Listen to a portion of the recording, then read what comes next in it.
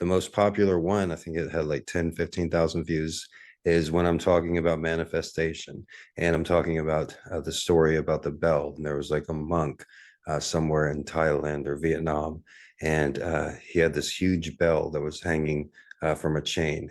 And it was so the bell weighed 2 tons. So you couldn't push the bell, even if you pushed as hard as you can. But every day he would wake up and he would act like he's pushing the bell and believe he's pushing the bell, and he wouldn't ever touch the bell. Another example I've read is a man, he had to walk 12 miles to work every day, and he worked 60, 70 hours a week.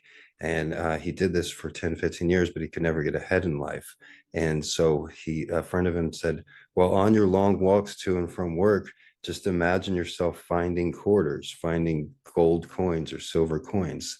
And so while he was walking to work with his hands in his pockets, sometimes rain, sometimes snow, he would just imagine seeing quarters and seeing currency.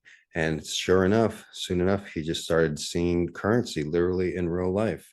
And I actually have tried this myself because I've worked many jobs in my life, and the ones that I've had to walk long distances to and back, I always try to be proactive. I always try to be constructive. So I actually tried that, and the reason I've stuck with me is because it worked. I imagined myself seeing money. This was at a job in Reno, Nevada, when I worked at a 7-Eleven. I walked from one side of Reno to the other side of Reno, worked 7-Eleven for an 8 hour shift as well, sometimes in the snow.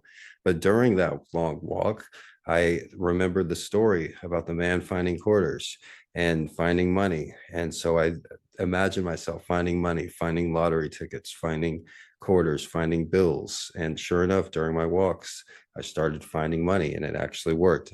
It's a proven testimony.